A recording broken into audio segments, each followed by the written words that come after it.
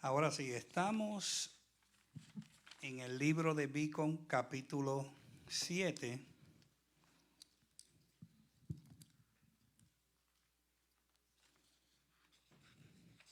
Y antes de comenzar,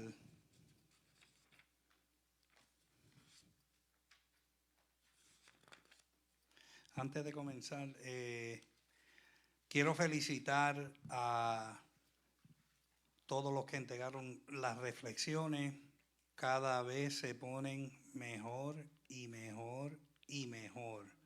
Amén, felicidades. Yo creo que ustedes merecen desen un aplauso.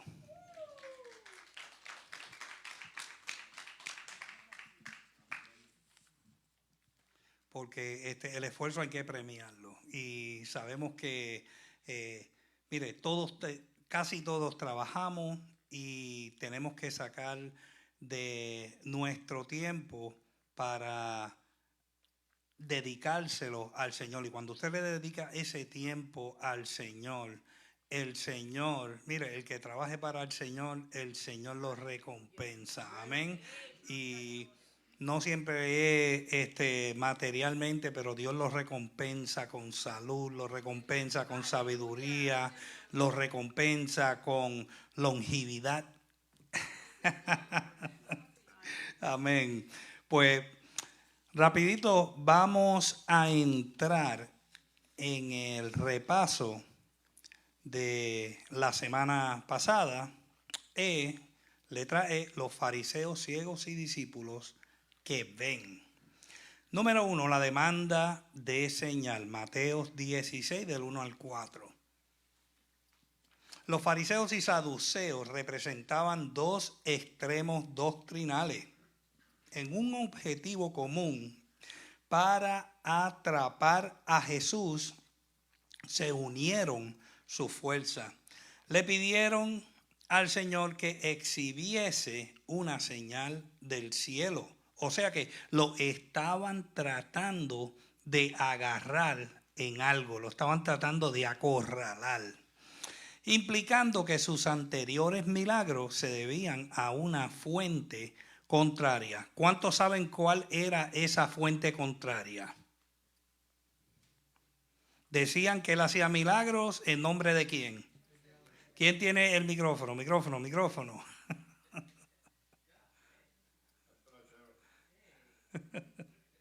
De Belcebú. Amén. Decían, mire qué blasfemia. Ellos decían que Jesús hacía esos milagros en el nombre del padre de las moscas, que es quién. Satanás, que el Señor lo reprenda. Él respondiendo prosiguió el tema de el cielo. Cuando ellos veían el cielo color rojizo al atardecer, predecían que al día siguiente haría buen tiempo y sabían que por la mañana un cielo rojo y sombrío significaba que aquel día tendrían tempestad. Eran expertos en interpretar las señales de los tiempos, o sea, las señales de los tiempos espirituales o las señales de los tiempos físicos. Amén. Pues los fariseos y los saduceos eran básicamente religiosos. Diga conmigo, religiosos. Eran el profeta que proclamó como heraldo la llegada del Mesías. Había aparecido en la persona de Juan el Bautista. Los milagros profetizados acerca del Mesías, cosas que ningún otro hombre había hecho jamás, habían sido llevados a cabo en presencia de ellos. O sea que Juan el Bautista lo profetizó. Cuando Juan el Bautista vio a Jesús, ¿qué fue lo que dijo? Amén, pero tiene que usar el micrófono porque después los oyentes del internet no pueden captar. Sí, Pastor Cuando Wilson. Jesús venía, Juan Bautista lo identificó rápidamente, dijo: he ahí el Cordero, el que quita el pecado del mundo. Aleluya. Otra señal de los tiempos era el evidente rechazo del Mesías por los judíos y el anuncio del evangelio a los gentiles. Todo eso en cumplimiento de la profecía. Pero a pesar de esta evidencia indiscutible, ellos no eran conscientes del cumplimiento que estaba teniendo la profecía. O sea, con sus ojos veían, pero tenían su corazón endurecido. No podían creer. Era claro que el Señor no les daría ninguna clase de señal, sino la señal de Jonás. ¿Alguien me puede decir cuál fue la señal de Jonás? La señal de Jonás, ¿qué le sucedió a Jonás? Vamos a descifrar esto. ¿Qué le sucedió a Jonás?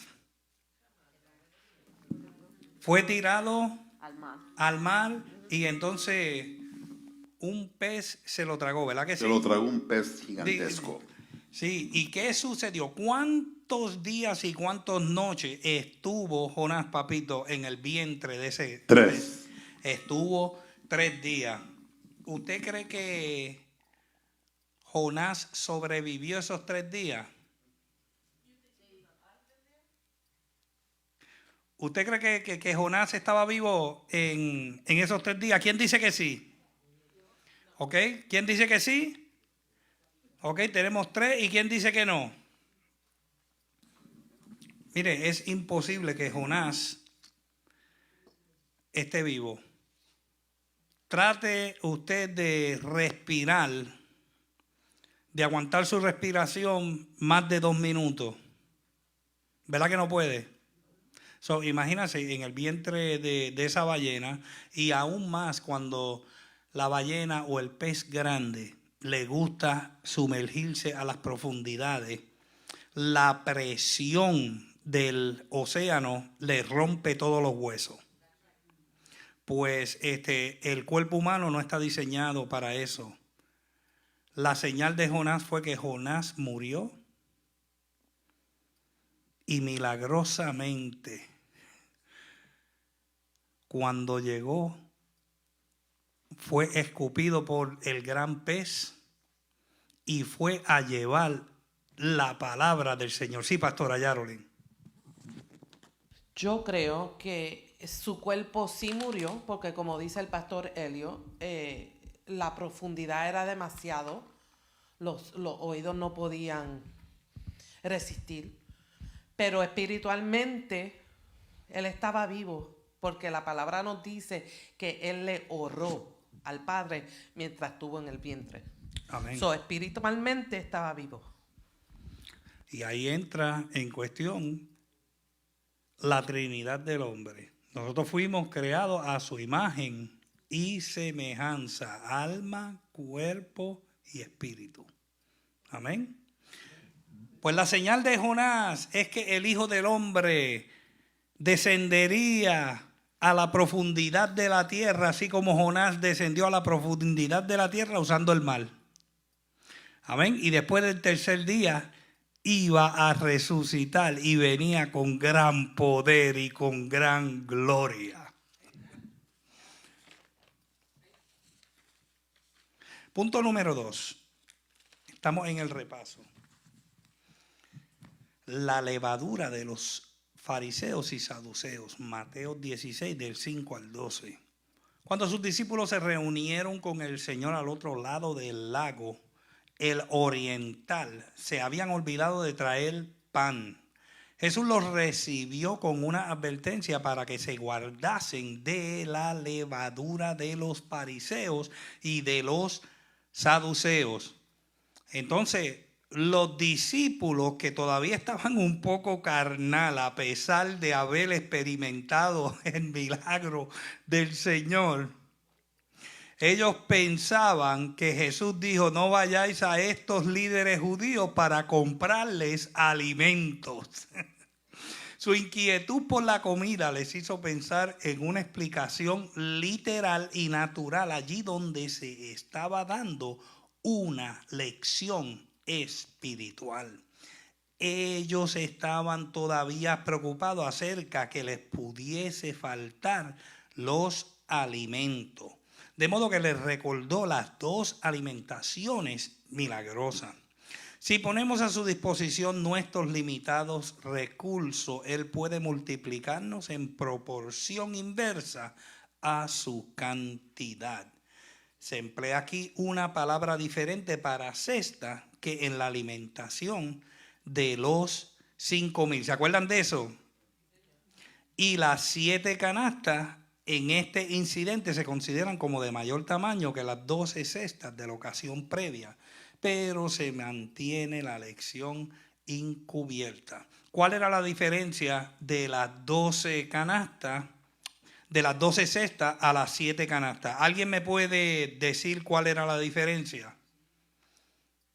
Pastor Wilson. El tamaño. Amén. El tamaño. Y el tamaño era proporcional. Amén. Una cesta era como un picnic little basket, como para un almuerzo. Y una cesta era lo que utilizaban los pescadores, que un hombre, no como Papito o como yo, iba a caber ahí, pero tal vez como Jorge podía caber ahí. Amén. Sí, pastora. Amén. Sí, papito. En el show, The Chosen, cuando están en el monte, ellos enseñan cestas grandotas. ¿Por qué enseñaron cestas tan grandes si eran canastitas chiquitas? Amén. Acuérdese que el show de Chosen es algo para demostrar ilusión o visual, una ayuda visual. Amén. Pues nosotros nos debemos de llevar siempre por la fidedigna palabra de Dios. Ok, ahora sí vamos a entrar de lleno en punto número 3, la gran confesión. Estamos en Mateo capítulo 16 del 13 al 20.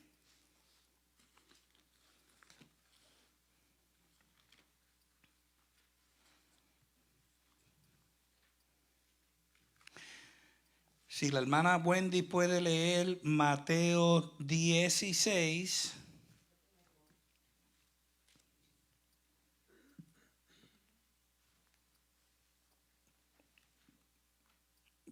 Lo puede leer entero, del 13 al 20. La confesión de Pedro.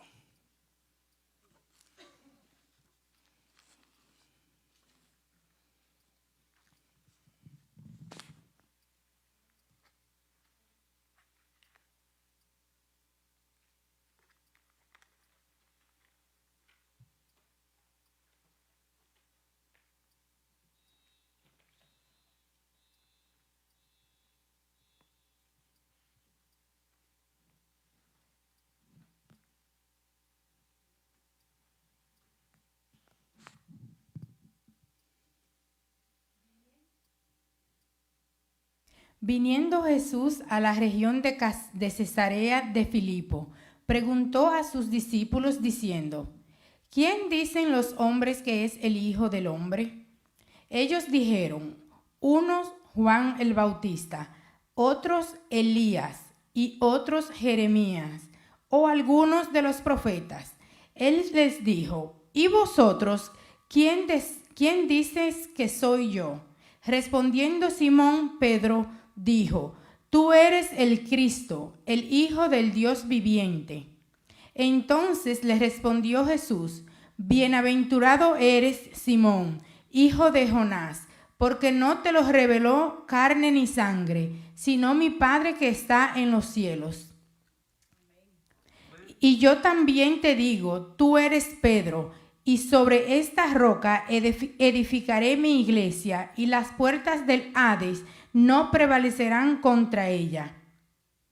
Y a ti te daré las llaves del reino de los cielos. Todo lo que atares en la tierra será atado en los cielos, y todo lo que desatares en la tierra será desatado en los cielos. Entonces mandó a sus discípulos que a nadie dijesen que él era Jesús el Cristo. Amén. Que el Señor añada bendición a su palabra. Gracias, hermana Wendy. Ahora entramos en Beacon. Estamos en Beacon para los que tienen el texto.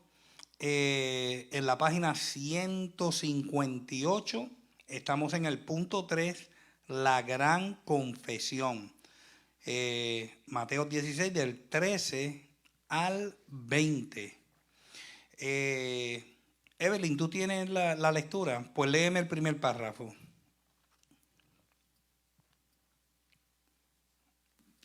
Por cuarta vez, Jesús se retiró de las multitudes para poder instruir a sus discípulos. Marchando en dirección hacia el norte, se dirigió a la región de Cesarea de Filipo. Esta ciudad había sido edificada por Filipo, hijo de Herodes el Grande, y llamada Cesarea en honor del emperador reinante, Tiberio César. Más tarde fue nombrada de Filipo, para distinguirla de la Cesarea, que estaba sobre la costa del Mediterráneo, construida por Herodes y que en la época de Jesús llegó a ser la sede del gobierno de Judea. El antiguo nombre griego de Cesarea de Filipo había sido Paneas, que sobrevive en su moderno Banías. Estaba situada sobre un terraplén rocoso bajo la sombra del elevado monte Hermón, que está cubierto de nieve todo el año. En los alrededores hay peñascos en los que todavía están las huellas de los antiguos cultos de adoración a Baal y a Pan, palabra griega que significa todo. Este era un lugar adecuado para confesar la deidad y el mesianismo de Jesús. Amén. Mire la localización topográfica o geológica de la ciudad de Cesarea de Filipo. Se encontraba en un terraplano, ¿ok? A la orilla del monte Hermón, que estaba cubierto siempre de una capa de nieve. Y mire lo curioso, que este sitio todavía habían las huellas de la adoración de Baal. ¿Cuántos están leyendo la Biblia en un año? ¿Cuántas atrocidades hicieron ahí en ese lugar? Aun cuando el pueblo de Israel se pervirtió y aún llegaron a hacer sacrificio de sus propios hijos a los dioses de los Baales. Pues entonces, mira el panorama. Jesucristo llega a establecerse como el Mesías, pero no era el Mesías que Pedro estaba esperando, no era el Mesías que los judíos estaban esperando, era un Mesías espiritual, era un Mesías que venía a restaurar el pueblo de Israel, pero en un sentido espiritual. ¿Qué es lo que sucedía con el pueblo de Israel? Era un pueblo de dura cerviz. Y entonces, ¿qué sucedía? ¿Por qué era que el pueblo de Israel siempre sufría de un conquistador a otro conquistador, a otro conquistador, a otro conquistador? ¿Por qué? Por la desobediencia. Por eso es que si Jesucristo venía como Mesías conquistador, como el hijo de David, que venía a asumir el trono terrenal, ¿qué iba a suceder con el pueblo de Israel? Después que se veyeran que su conquistador vino, ¿qué es lo que iba a suceder? Se iban a pervertir una vez más. Pues entonces Dios envió a su Hijo unigénito para cualquiera o todos los que creyeran en Él no se perdieran, mas tenga vida eterna. ¿Y para quién vino el Mesías primeramente? Para el pueblo judío. Porque mira, en el amor infinito de Dios, Dios los quería librar de ellos mismos. ¿Cuál es nuestro peor enemigo? ¿Satanás? No. Mira, haga así conmigo. La carne es tu peor enemigo. Tú mismo eres el peor enemigo. Sigue, Evelyn. Era un momento crítico en la carrera del Señor. Menú nota, el ministerio público en Galilea tocaba a su fin. Pronto comenzaría el viaje hacia la cruz y él deseaba acercar a los discípulos a una relación de mayor intimidad con él que la que jamás habían mantenido antes. Era menester que los 12 tuvieran una firme confianza en su mesianismo, pues tendrían que afrontar un futuro en el que su fe sería probada severamente. Amén. Cesarea de Filipos estaba a unos 40 kilómetros al norte del mar de Galilea y a unos 8 kilómetros al este del Jordán. Cuando Jesús llegó a los pueblos de alrededor, Marcos 8:27, tuvo lugar un incidente generalmente reconocido como el punto culminante de su ministerio de enseñanza. O sea que este lugar de Filipo, Cesarea de Filipo, fue el punto cuando Jesús terminó su ministerio de enseñanza y ahora iba a entrar a su ministerio para ir hacia la cruz. Mire, no sé si usted está captando lo que está sucediendo aquí. Ahí en ese lugar todavía quedaban los remanentes de los sacrificios a Baales. Y Jesucristo llega a ese sitio básicamente para iniciar, para marcar su camino a la cruz.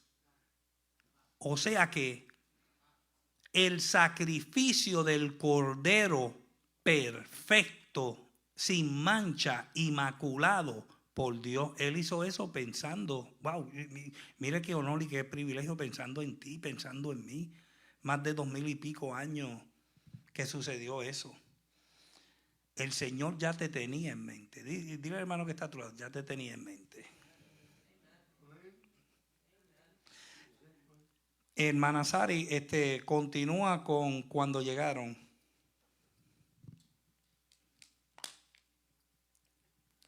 Cuando llegaron a los alrededores de Cesarea de Filipo, Cristo preguntó a sus discípulos, ¿quién dicen los hombres que es el Hijo del Hombre? Ellos dieron diversas respuestas. Juan el Bautista, Elías, Jeremías o alguno de los profetas. Entonces él les hizo la pregunta de suprema importancia. ¿Y vosotros, quién decís que soy yo?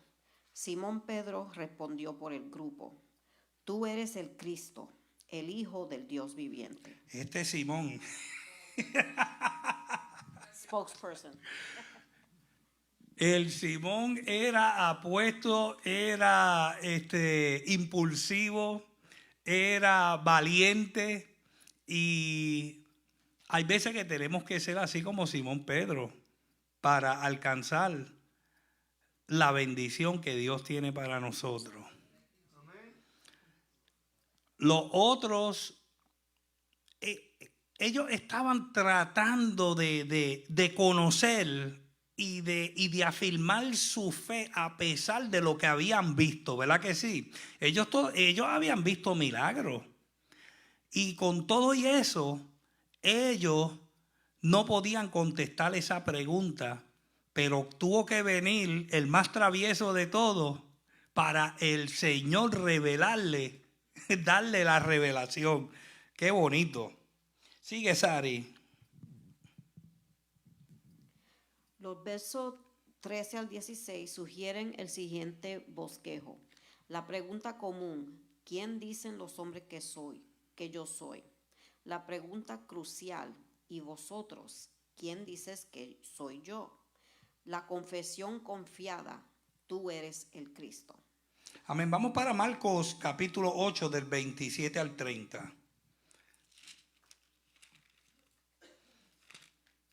Dice casi lo mismo, pero un poquito diferente. Y queremos queremos notar la diferencia en el estilo literario de los escritores. Estamos en Marcos capítulo 8 del 27 al 30. Pastora Marilyn, léalo.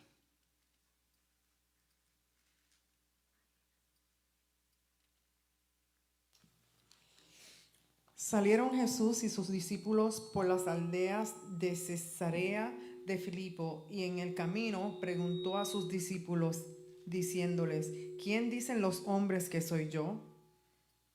Ellos respondieron, unos Juan el Bautista, otros Elías y otros algunos de los profetas.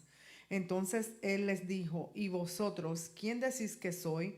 Respondiendo Pedro le dijo, tú eres el Cristo. Pero él les mandó que no dijesen esto de él a ninguno. Usted ve la slight difference. Ahora vamos a ver Lucas capítulo 9 del 18 al 21.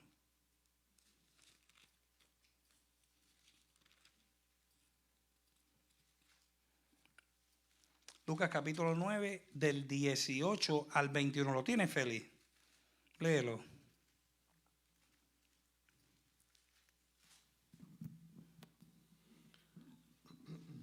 Aconteció que mientras Jesús oraba aparte, estaban con él los discípulos, y le preguntó diciendo, ¿quién dice la gente que soy yo? Ellos respondieron, unos Juan el Bautista, otros Elías, y otros que algún profeta de los antiguos ha resucitado. Él les dijo, ¿y vosotros? ¿Quién decís que soy? Entonces respondiendo Pedro dijo, el Cristo de Dios. Amén. Usted ve los estilos literarios totalmente, son similares, pero son diferentes. Aquí Lucas dice que él estaba orando, que Jesús estaba orando. Marcos dice que ellos estaban caminando por las aldeas. Y entonces Mateo, vamos para Mateo. Mateo dice, estamos en el del 13 al 16.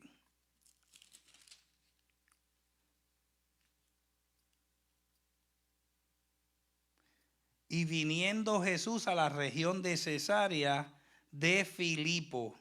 O sea que Mateo dice que está llegando a la región de Cesarea.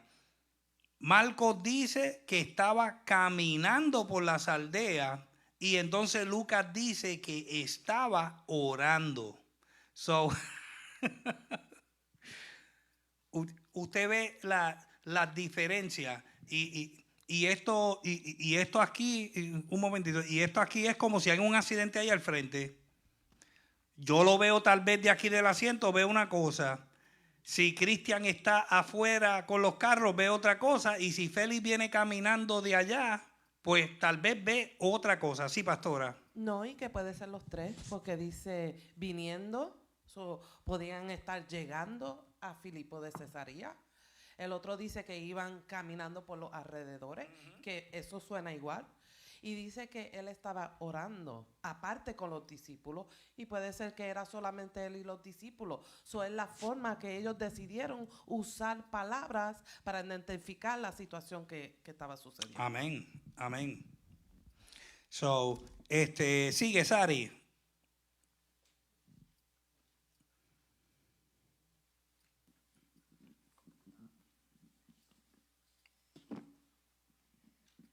Marcos y Lucas recuerdan esta confesión de Pedro, pero los dos la limitan a el Cristo, es decir, el Mesías. Solo Mateo agrega el Hijo del Dios viviente. Carr correctamente señala la implicación. La confesión no solamente ve en Jesús el prometido Mesías, sino que reconoce en él la naturaleza divina. Los líderes judíos habrían podido aceptarle como Mesías humano, pero era precisamente esta pretensión a la deidad que le hizo rechazar a Jesús y condenarle a muerte por el cargo de blasfemia. Amén. Los judíos nunca iban a aceptar a Jesucristo, a Jesús, como el Mesías divino. No lo iban a aceptar. No lo iban a aceptar. ¿Por qué? Porque si Jesús hubiese venido como un conquistador, más como el Mesías sufriente que tenía poder para hacer milagros, ellos hubiesen dicho, wow, este es el que es, porque número uno, va a derribar el gobierno de Roma, y número dos, este es el Salvador que nosotros estábamos esperando. Sí, sí. It blows my mind. Mi mente a veces no entiende, porque los saduceos y los fariseos eran los que tenían las escrituras. Ellos eran los maestros. Ellos conocían Isaías 53. So, ¿cómo es que estaban esperando un Mesías que was going to overtake the government and not remember what was in the word? Y yo misma me voy a contestar la pregunta.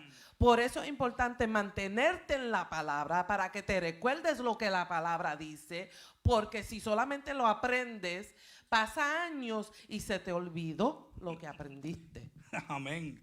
Amén. Ellos sabían la palabra, ya estaba profetizado, estaba escrito. Jesucristo cumplió todas esas promesas, toda esa profecía.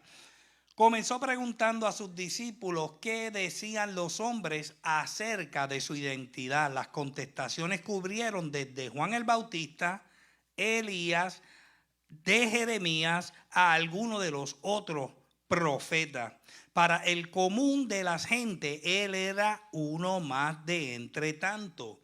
Era bueno, pero no el mejor. Grande, pero no el supremo.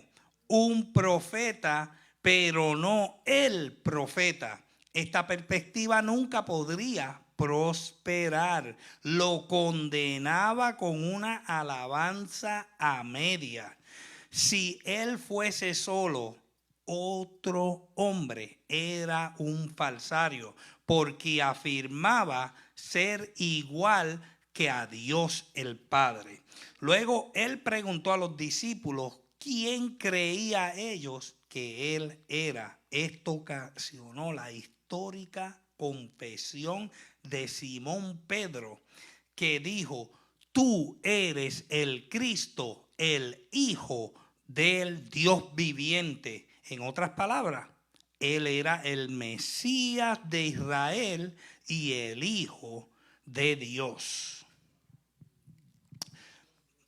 Vamos a seguir con el próximo párrafo. Hermana Wanda, lea el resto de esta sección.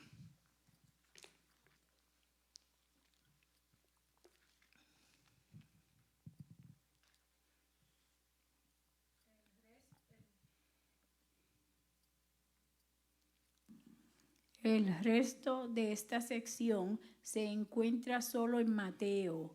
Jesús declaró: bienaventurado eres, Simón, hijo de Jonás, porque no te lo reveló carne ni sangre, sino mi Padre que está en los cielos. Carne ni sangre era una expresión rabínica para humanidad, en contraste con la deidad. Solamente una revelación divina del Espíritu Santo puede hacerse conocer realmente que Jesús es el Hijo de Dios. Tal revelación nos da una seguridad interior que no puede ser sacudida. ¿Cuántos tienen esa seguridad interior que no Amén. puede ser sacudida. ¿Cuántos no tienen duda de que Jesús es el Hijo de Dios? Amén. Amén. Él es el Hijo de Dios. Jesús pronunció una bendición sobre Simón, hijo de Jonás. Aquel pescador no llegó a este concepto acerca del Señor mediante el intelecto o su propia sabiduría. Mire, yo no creo que Pedro era un hombre muy diestro con la letra. Amén. Él era un pescador. Él sí sabía de negocio de pescador y sabía uno que otro número, ¿entiende? Pero Pedro no era diestro en lo referente al Torá y a la Escritura y a los profetas. You know, él lo había escuchado, sí. Pero acuérdese que la profesión de Pedro requería que estuviera ahí de madrugada, muchas veces de noche, tratando de pescar y no tenía el tiempo suficiente para dedicarse a la escudriñación de la palabra. Amén. Pues, ¿quién le reveló eso a Pedro? Dios. Dios fue quien le reveló eso a Pedro. Le había sido revelado sobrenaturalmente por Dios el Padre. Amén. Siga, hermana Wanda. Cristo entonces siguió diciendo: Tú eres Pedro, y sobre esta roca edificaré mi iglesia, y las puertas del Hades no prevalecerán contra ella. Pedro es la traducción de la palabra griega Petros, que significa piedra. Roca es Petra, una masa de roca que es distinta de Petros, una piedra destacada o guíjaro grande. Muchos eruditos objetan diciendo que hay una sola palabra en arameo para las dos, kefa, y que como Jesús habló en arameo, ninguna distinción de la palabra griega se aplica al caso. Pero en esta región gentil donde se hablaba griego, es muy posible que Jesús las pronunciara en griego, cambiando así intencionalmente las palabras. Sigue. Nael cree que Jesús habló en arameo usando kefas. Nota que esta palabra es femenina, de modo que está correctamente representada por Petra, roca. Siente que Petros, piedra, no tuvo el propósito de connotar un diferente significado, pero era más adaptable para el nombre de un hombre puesto que era masculino. Agrega, sin embargo, no se sigue con ese juego de palabras que es esta roca, sea Pedro, y concluyó, la referencia está probablemente vinculada con la verdad del el apóstol había proclamado, el hecho de mesianismo de Jesús tenía que estar cimentado sobre una roca inamovible sobre la cual su iglesia pudiera estar segura.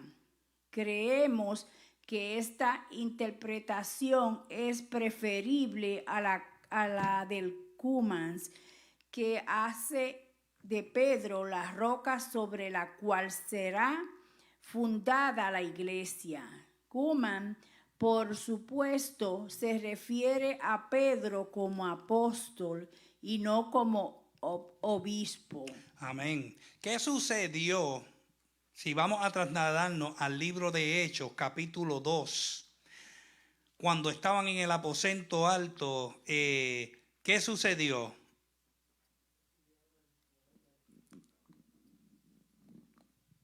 ¿Se acuerdan? Como un viento recio vino. ¿Y qué estaban haciendo? Estaban todos unánimes en oración y en ruego. Amén. Y después que esos 120 recibieron el poder del Espíritu Santo, ¿quién fue el que se levantó y predicó un mensaje que se convirtieron más de 3,000 personas? ¿Quién fue? Pedro. Sí, pastora. Que es bien importante que entendamos esa parte que el pastor Elio acaba de decir. El comienzo de la iglesia lo vemos en Hechos capítulo 2. Baja el poder del Espíritu Santo, porque ya Jesús había soplado el Espíritu Santo a los discípulos. Pero aquí cuando leemos dice que el poder del Espíritu Santo entró sobre ellos, dándole the strength, la fuerza. No se sentían tímidos a salir a predicar el Evangelio de Cristo.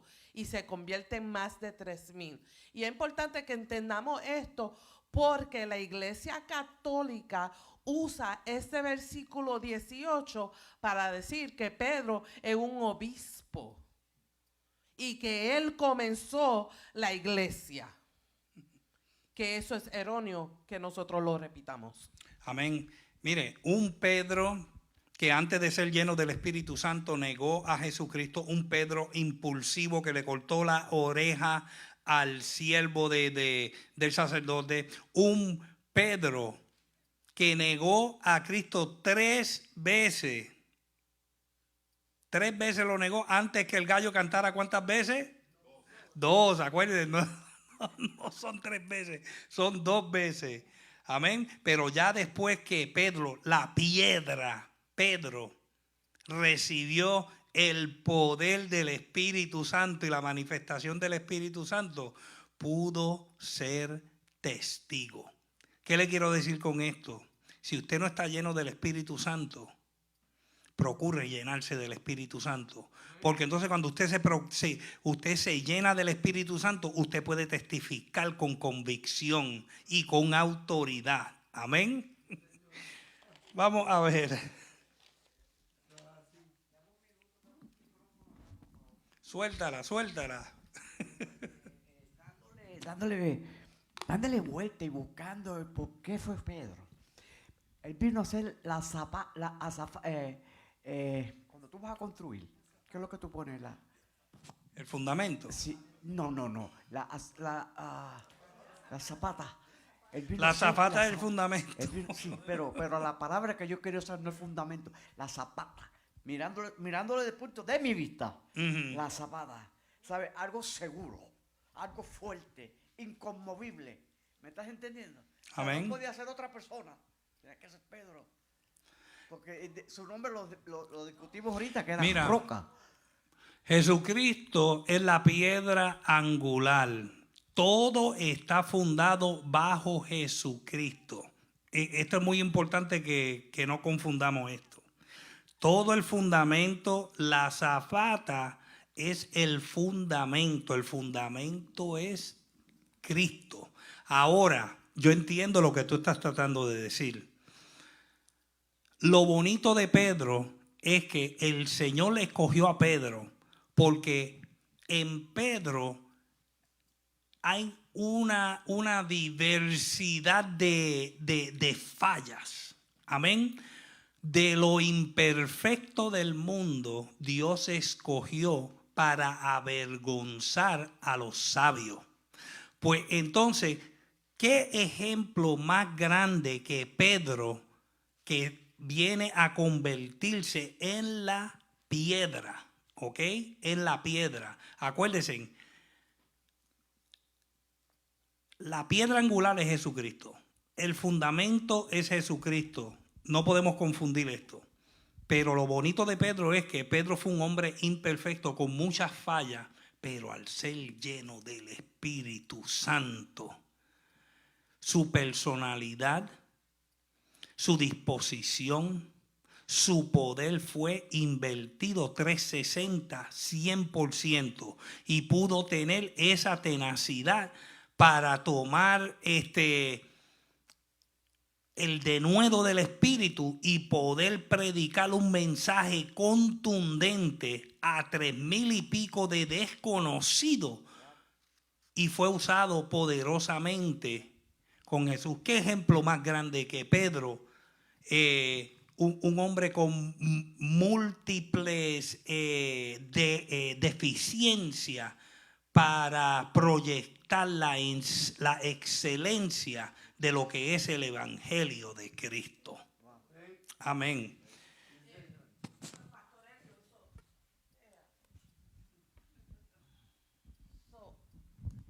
Podemos decir que Pedro no es el fundamento es Cristo. Sí. Usa a Pedro como un building block, ¿verdad? Vamos a verlo de esta forma. Vamos a hacer una casa.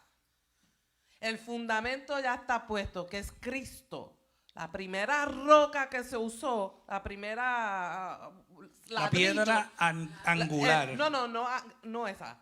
El ladrillo, el primer ladrillo se llama Pedro. Amén. Entonces está el ladrillo de Pastor Luis, el ladrillo de Papito, el ladrillo del Pastor Helio, de Evelyn. Todos somos ladrillos, rocas, como lo fue Pedro cuando salimos y le damos este evangelio a otros. La fundación es Cristo.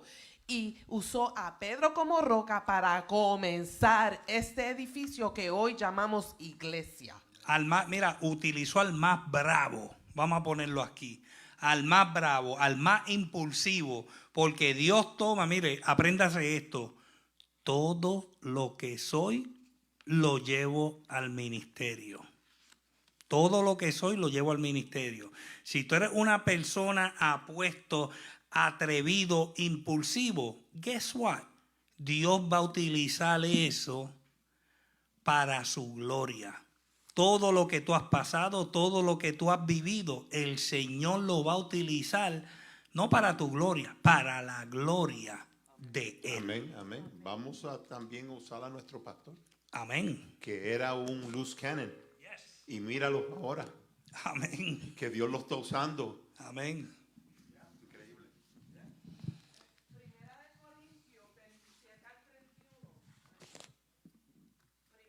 Primera de Corintios, capítulo 1, versículos 27 al 31. La palabra dice que de lo más vil Dios usó para avergonzar a los sabios. Amén. ¿Okay? Gracias, pastora. Tremenda cita. Pero el hijo tenía algo importante que decir también a Pedro. Así que Jesús añadió, y yo también te digo que tú eres Pedro, y sobre esta roca edificaré mi iglesia, y las puertas del Hades no prevalecerán contra ella. ¿Quién o qué es la roca? Y aquí entramos en este dilema. Lo que Jesús dijo realmente fue esto. Tú eres Pedro, o sea, piedra, y sobre esta roca edificaré. Exactamente lo que dijo la pastora Yarolin. No dijo que edificaría su iglesia sobre una piedra, sino sobre una roca. O sea que Pedro es una piedra, pero ¿quién es la roca? ¿Sobre quién deberíamos edificar nuestro fundamento? ¿Sobre la arena o sobre la roca? Si Pedro no es la roca, entonces ¿qué es la roca? La roca es la confesión de Pedro de que Cristo es el Hijo del Dios viviente. la verdad sobre la que está fundada la iglesia. Vamos para Efesios 2:20.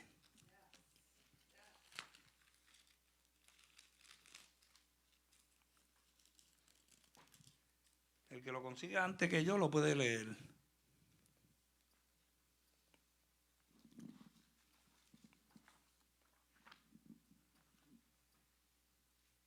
Edificados sobre el fundamento de los apóstoles y profetas, siendo la principal piedra del ángulo Jesucristo mismo. Jesucristo mismo. Enseña que la iglesia está edificada sobre Jesucristo, piedra principal del ángulo. Su declaración de que estamos edificados sobre el fundamento de los apóstoles y profetas no se refiere a ellos mismos, sino al fundamento establecido en sus enseñanzas acerca del Señor. O sea, el Mesías fue profetizado. Un buen ejemplo es Isaías, aproximadamente 700 y pico años antes de que Jesús naciera. Se habló del sufrimiento del Mesías. Amén. Y no solo Isaías, pero hay un sinnúmero de profetas que profetizaron. Los salmos hablan de nuestro Señor y Salvador Jesucristo. Cristo es designado roca en Corintios 10:4. Vamos para Primera de Corintios 10:4.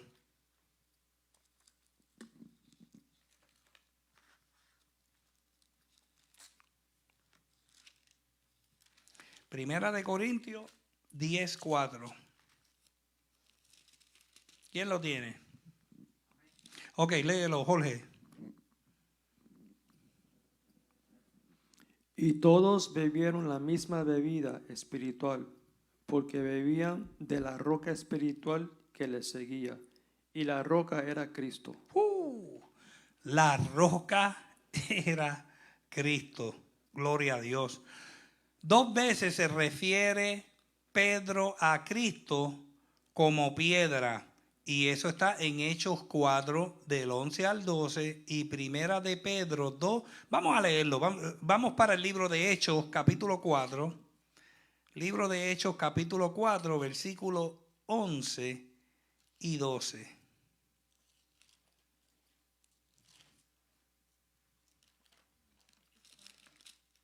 Léelo, papito. Este Jesús es la piedra reprobada por vosotros los edificadores, la cual ha venido a ser cabeza del ángulo, y en ningún otro hay salvación, porque no hay otro nombre bajo el cielo dado a los hombres en que podamos ser salvos. ¿Quién dijo eso? Pedro. Pedro y Juan ante el concilio. Pedro reconoció, oh gloria a Dios, y Pedro caminó con el Señor. Vamos para Primera de Pedro, capítulo 2.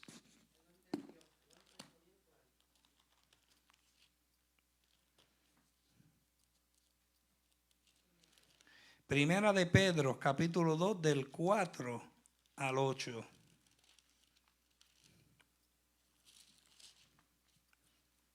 Léelo, pastora Marilyn.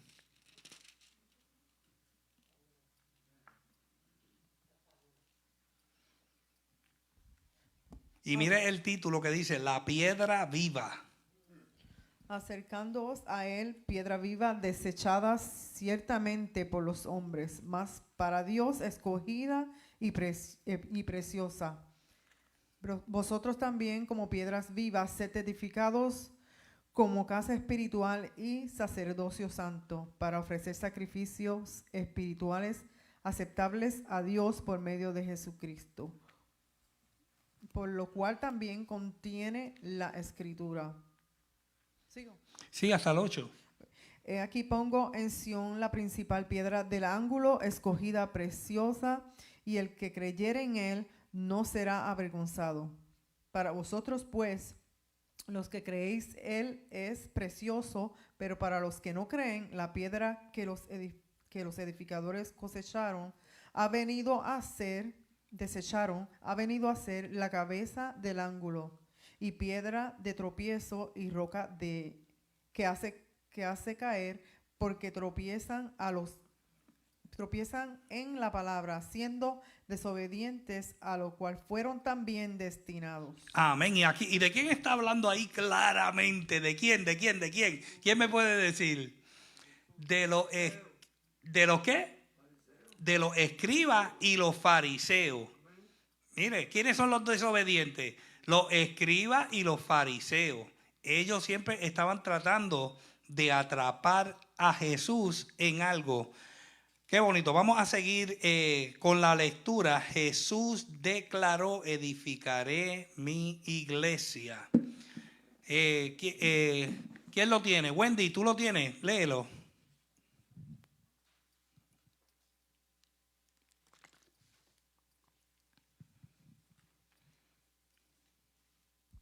Jesús declaró: edificaré mi iglesia. La palabra griega eclesia se halla en los evangelios.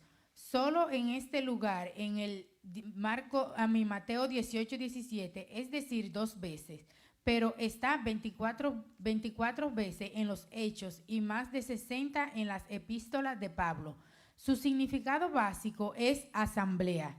En la Septuaginta, la palabra está empleada con referencia a la congregación de Israel.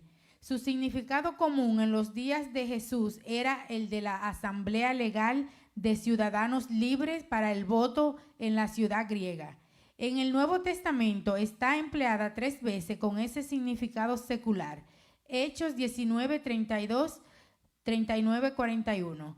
El sentido literal de eclesia es llamado para que salga, de modo que estos ciudadanos libres eran llamados para salir de la colectividad total.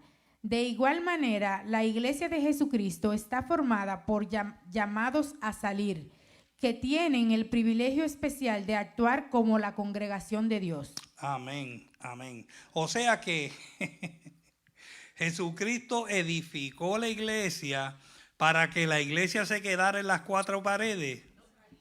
No, la iglesia de Jesucristo tiene que salir de las 4 paredes a testificar.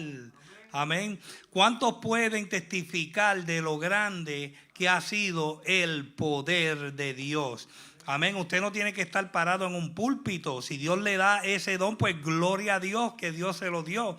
Pero Dios le ha dado a usted, diga, capacidad. Diga, yo soy iglesia. Ahora, yo soy eclesia, dígalo. Y como eclesia eres llamado a compartir las buenas nuevas. De ahora en adelante, al que usted se tope al frente, testifica, da por gracia, ¿cómo es, Ángel? Lo que por gracia has recibido. Edificaré mi iglesia. Aquí tenemos la primera mención de la iglesia en la Biblia. No existía en el Antiguo Testamento. La iglesia todavía futura, cuando Jesús dijo estas palabras, fue construida en el día de Pentecostés y se compone de todos los verdaderos creyentes. Acuérdense, todos los verdaderos creyentes. No es un lugar. En Cristo, tanto judíos como gentiles, es una sociedad distinta conocida como el cuerpo y la esposa de Cristo. ¿Cuántos son esposas de Cristo? ¿Cuántos son hombres aquí y pueden decir, yo soy la esposa? Yo soy tu esposa, Señor. Aleluya. Y posee un llamamiento distinto, singular y celestial. Usted no es cualquier cosa. Usted posee un llamamiento distinto, singular y celestial. Difícilmente esperaríamos ver la iglesia introducida en el Evangelio de Mateo. ¿Por qué? ¿Para quién fue escrito Mateo? para los judíos, donde los temas destacados son Israel y el reino. Sin embargo, como consecuencia del rechazamiento de Cristo, sigue un periodo, ¿dónde estoy? Parentético, la era de la iglesia que continuará hasta el arrebatamiento. ¿Cuánto están esperando ese día del arrebatamiento? Aleluya. Entonces Dios reanudará sus tratos nacionales con Israel. Por eso es que yo le recalco a casi todas las personas que yo puedo. Mucha gente dice, yo espero a que me corten la cabeza. Mire, el trato ya no va a ser con los gentiles. Ahora estamos en la dispensación de los gentiles. La dispensación de los gentiles, la dispensación de la gracia. Así que ya después que estemos fuera de aquí, el trato es con Israel. Así que si usted tiene una fuerza de voluntad de hierro, pues entonces, y muy difícil porque no vas a poder comprar ni vender, o sea, te vas a morir de hambre. Dice que los padres estarán en contra de los hijos y los hijos en contra de los padres. Estamos ahí casi, sí. Entonces Dios reanudará su estatus nacional con Israel, de modo que es adecuado que Dios introduzca aquí la iglesia como el siguiente paso a su programa dispensacional después del rechazamiento de Israel. Dígale al hermano que está a tu lado, todo obra para bien. Para los que amamos a Dios. Israel lo rechazó y nosotros entramos en el programa. Aleluya. Vamos a seguir. Las puertas del Hades. Wendy, sigue. Las puertas del Hades. Probablemente significa aquí los poderes de muerte, es decir, todas las fuerzas opuestas a Cristo y a su reino. La palabra griega Hades se refería al lugar de los espíritus que habían partido y su equivalente hebreo es la palabra Sheol. Morrison dice, nuestro Salvador quiere decir que su verdadera iglesia nunca sucumbirá a la muerte y a la destrucción. ¿Qué significó Jesús cuando dijo a Pedro, y a ti te daré las llaves del reino de los cielos? El libro de los Hechos sugiere la respuesta. Pedro usó primero las llaves cuando su predicación en Pentecostés abrió las puertas del reino de los cielos a judíos y prosélitos, y 3,000 entraron en un día. Más tarde las usó para abrir las puertas a los gentiles en la casa de Cornelio, en un sentido muy real. Todo predicador usa las llaves del reino cuando proclama los términos de la salvación de Cristo. Amén. Wow, tremendo. Las puertas del Hades no prevalecerán contra ella. Puede entenderse de dos formas. Primero, las puertas del Hades se prestan en una fracasada ofensiva contra la iglesia. La iglesia sobrevivirá a todos los ataques que se le hagan. No le tenga miedo al enemigo. Ese es un diablo ya vencido. El que está con nosotros es mucho más poderoso. Sí, pastora.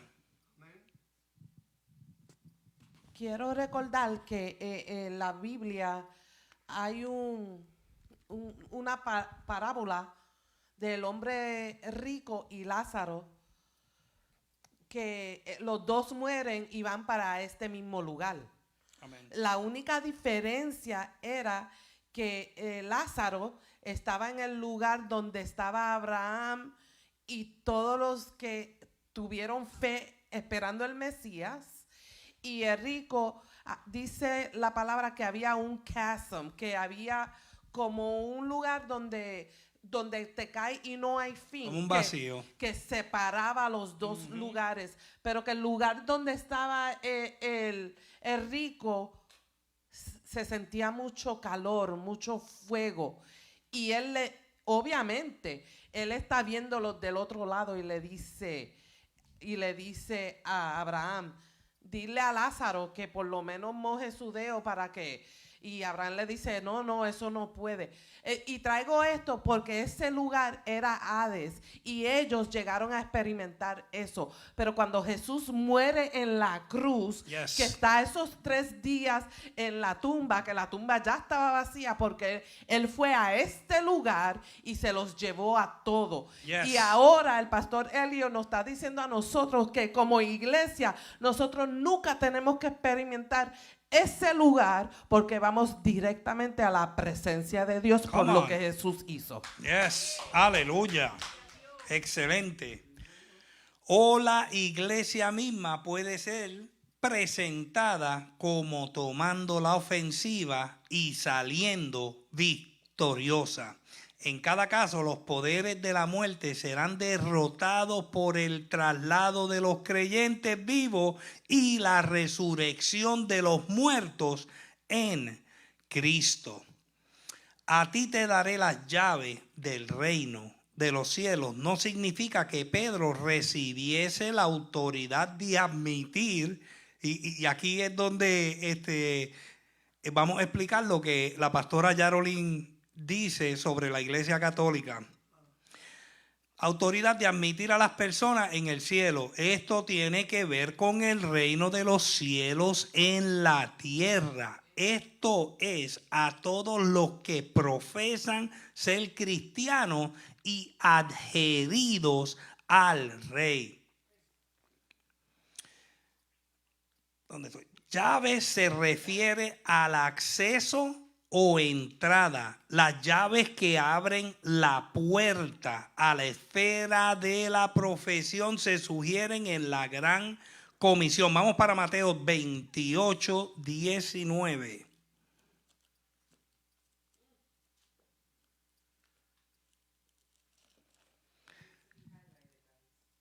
Mateo 28, 19. ¿Quién lo tiene? Dale, léelo. Por tanto, id y haced discípulos a todas las naciones, bautizándolos en el nombre del Padre y del Hijo y del Espíritu Santo. Amén. O sea, la gran comisión. Id y hacer discípulos. El discipulado, el bautismo y la enseñanza. El bautismo no es necesario para la salvación, pero es el rito de iniciación mediante el que se profesa públicamente nuestra fe en Él. Pedro empleó por primera vez las llaves en Pentecostés. ¿Qué sucedió en Pentecostés?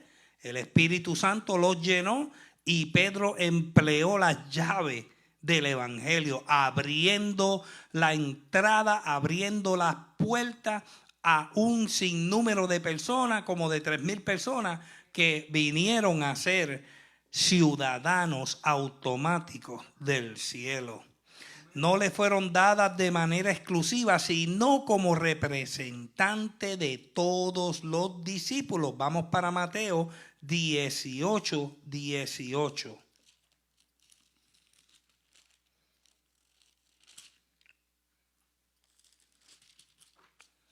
Mateo 18, 18. Evelyn, léelo.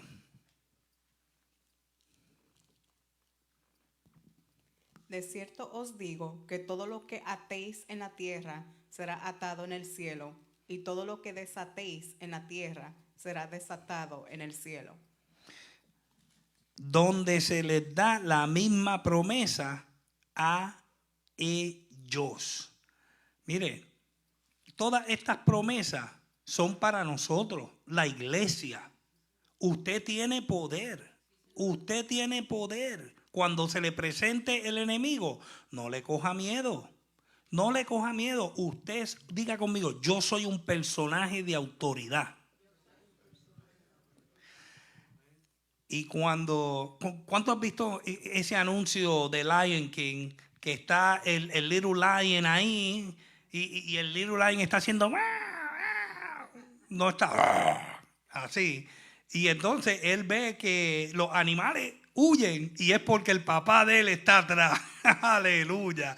Pues así es lo que sucede cuando el enemigo te mira a ti. Él ve la sangre del cordero inmolado del león de Judá. Aleluya. Y tiene que huir. Aleluya. Vamos a seguir, que ya estamos terminando esto. Necesito a alguien que lea rapidito, rapidito. ¿Quién quiere leer? Dale, Jorge. Aún más sorprendente. Estamos en la página 161, el segundo párrafo. Micrófono. Se emocionó, Jorge. Me emocioné ahí. Aún más sorprendente es la declaración de Jesús de que cualquier cosa que Pedro atara en la tierra sería atada en el cielo, y todo lo que desatara en la tierra sería desatada en el cielo. ¿Qué significa atares y desatares? M. Neal explica: atar y desatar parece representar términos técnicos arameos con referencia al veredicto de un maestro de la ley, que sobre la fuerza de su experto conocimiento de la tradición oral declaraba alguna acción o cosa atada, es decir, prohibida o desatada, vale decir libre o permitida. En otras palabras, Pedro haría decisiones basadas sobre la enseñanza de Jesús que atarían en los cielos, es decir, que serían honradas por Dios. El maestro mandó enérgicamente que nadie dijese que él era el Mesías. Todavía el tiempo no había llegado para tal cosa. Con el concepto político del reino mesiánico que la gente tenía, se corría el riesgo de una revolución. Amén.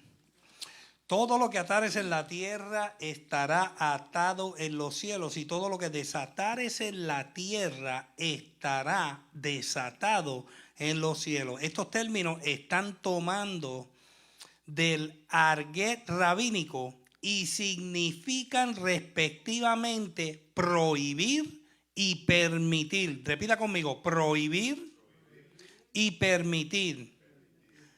Obligar y desligar. Dígalo: obligar y desligar.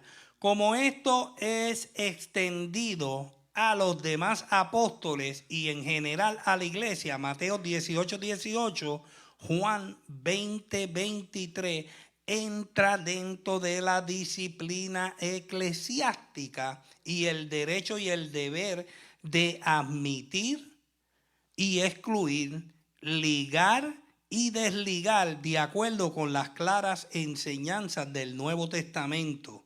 Por ejemplo, Hechos 15:10, Primera de Corintios capítulo 5, versículo del 4 al 13. No se trata en modo alguno de la llamada absolución sacerdotal. Solo Cristo, y esto es bien importante, porque hay religiones que básicamente they get this wrong. Solo Cristo puede dar la vida. Sus ministros solo pueden desatar al que ya está. Al que ya está vivo. O sea, nadie te puede sacar de pena y llevarte a descansar.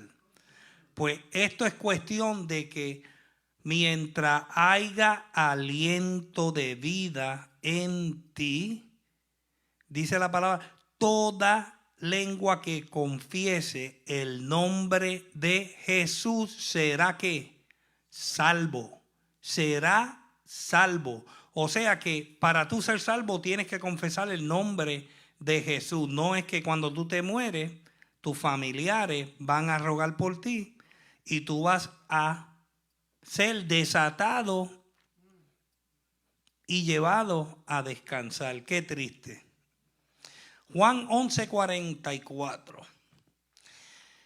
Los ministros de Cristo ejercen estos poderes de dos maneras. Primeramente, mediante la predicación del Evangelio, llave del conocimiento, con la cual se abren las puertas del reino a los creyentes arrepentidos. O sea que todos nosotros tenemos acceso a esas llaves. ¿A través de qué? A través de predicación de la palabra. Por eso es que se llaman buenas nuevas. Porque alguien está perdido, tú le das las buenas nuevas. Si se arrepienten, abriste la puerta celestial para ellos a través de la predicación del Evangelio. Y se cierran a los que persisten en su incredulidad. Vamos para Juan 8:24.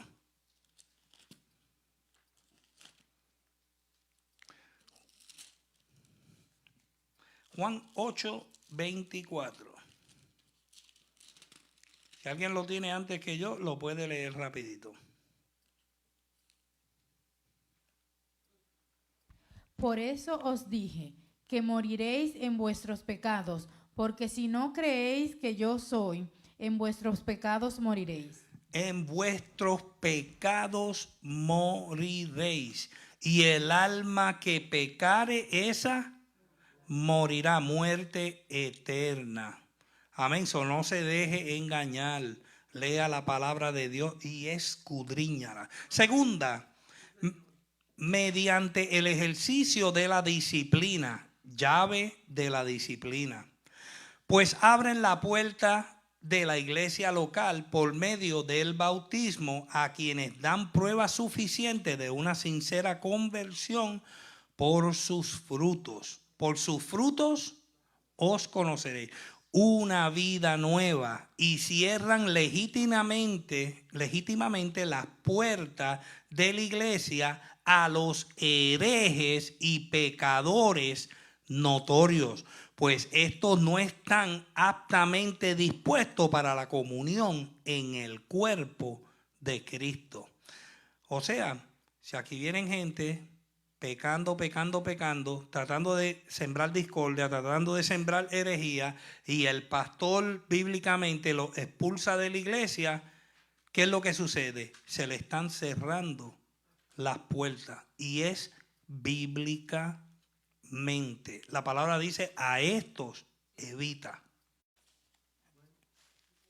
Otra vez hallamos a Jesús mandando a sus discípulos que a nadie dijesen que él era el Mesías. Debido a la incredulidad de Israel, no se lograría ningún bien con tal revelación, y podría darse un perjuicio positivo de un movimiento popular para coronarle rey, que era lo que ellos querían hacer.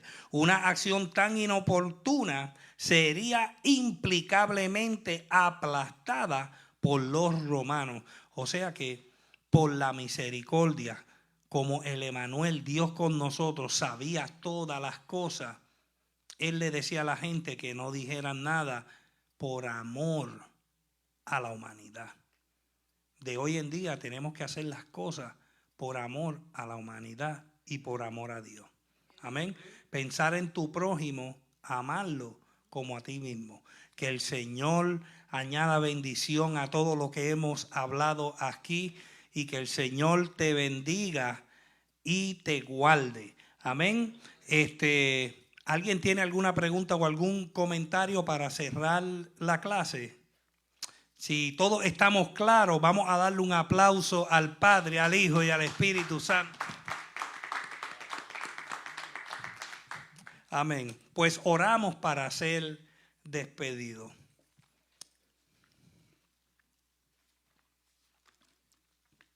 Buen Dios y Padre Celestial, delante de tu presencia, Señor. Padre, reconocemos que estamos delante de tu trono, Señor. Primeramente te damos la gloria y la honra, Señor, porque tú eres todopoderoso y te dejas sentir en medio de tu gracia, Señor. Oh Padre Celestial, gracias te doy, Padre Santo, porque has hablado a mi vida y has hablado a tu grey, Padre Celestial.